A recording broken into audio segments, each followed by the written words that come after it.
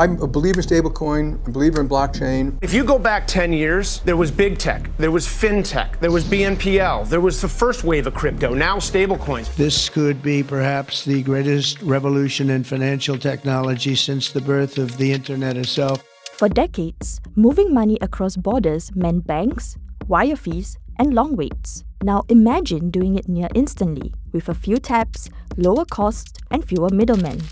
That's the promise from stablecoin advocates. And in Asia, the digital assets are gaining serious ground. Whether it's remittance, e-commerce, ride-hailing payouts, people want cross-border payments that are instant, low-cost, borderless, and convenient. And stablecoin payments are stepping into that gap, offering the kind of financing efficiency that the traditional systems haven't kept up with. Of the institutions that we had surveyed, 56% of them have already been engaged in doing stablecoin projects, and 40% of them are piloting or planning some sort of stablecoin-related projects already. In 2024, Asia and the Pacific saw over $1 trillion worth of stablecoins moving in, out, and within the region. This is more than anywhere else in the world, according to estimates from an IMF working paper. So, what's driving Asia's stablecoin surge?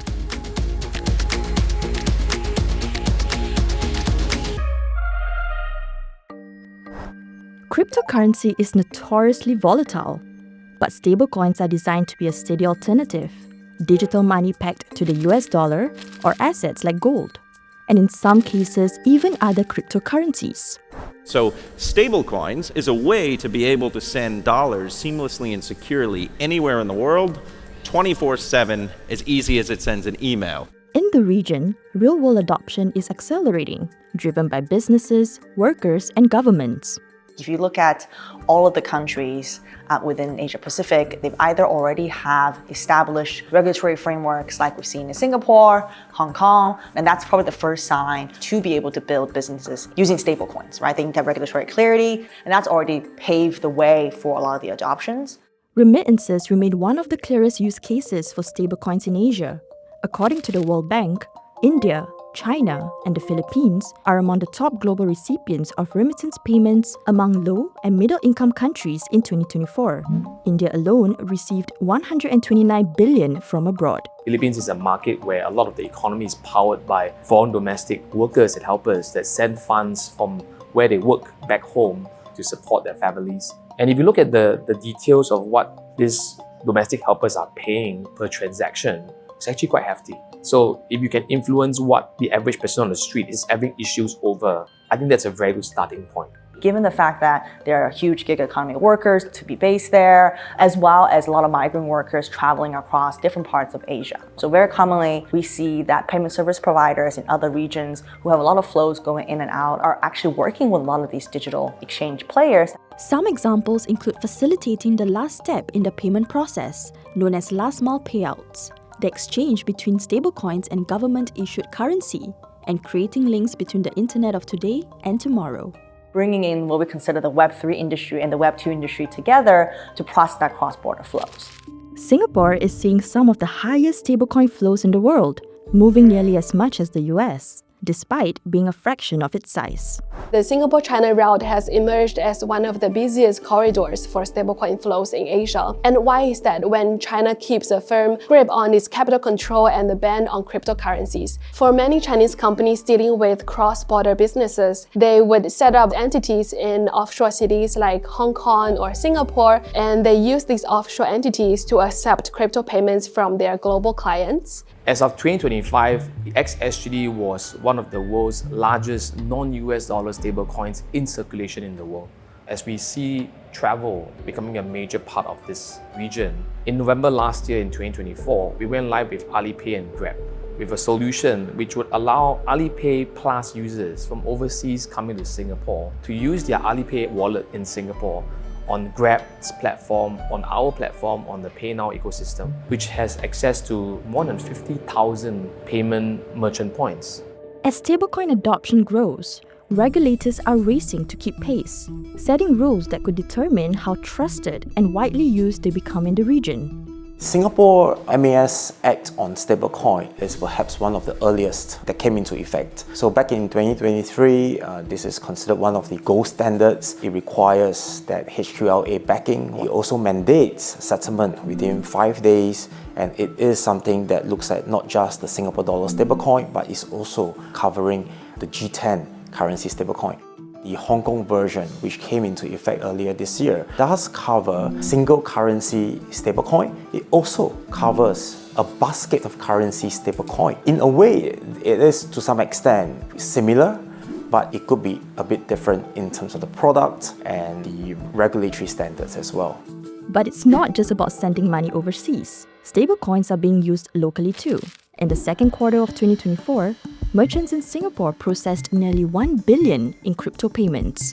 And even the fashion brands are experimenting with stablecoins. Charles & Keith, a Singaporean fashion brand that creates collections of handbags and shoes, are allowing consumers to pay online and shop online using stablecoins. That's a move for the company to target global consumers who are digital savvy and sees crypto as part of their everyday life. The luxury hotel group Capella has also been allowing customers to book expensive stays using digital assets like USDT or USDC. The company sees it as a way to attract the high net worth individuals who value privacy, currency flexibility, convenience, and the higher upper limits on transaction values. Popular Asian super apps like Grab, Kakao, and WeChat, which already bundle services from ride-hailing to payments, could also be key to driving wider adoption. To give you an example, today your Grab app, you can actually top it up using XSGD.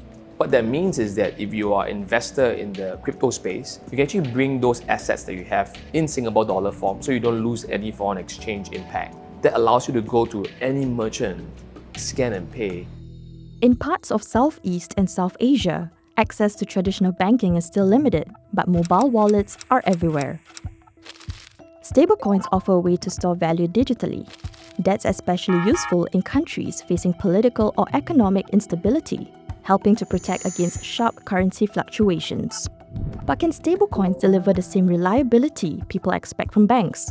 I would argue that in a lot of the emerging economies where people might not feel the same way towards their central bank as well as their government, where they maybe had experienced hyperinflation or dilution, they're naturally gravitating towards stablecoins because stablecoins is fully backed.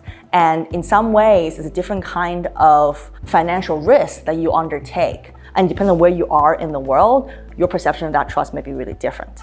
All the population living in emerging markets, in developing countries, people that are underbanked are now or are in progress to become USDT users. We have already 500 million users in the emerging markets in developing countries. They cannot afford very high, costly subscriptions to the big tech AI platforms. And so our target is always creating technology that serves the underserved.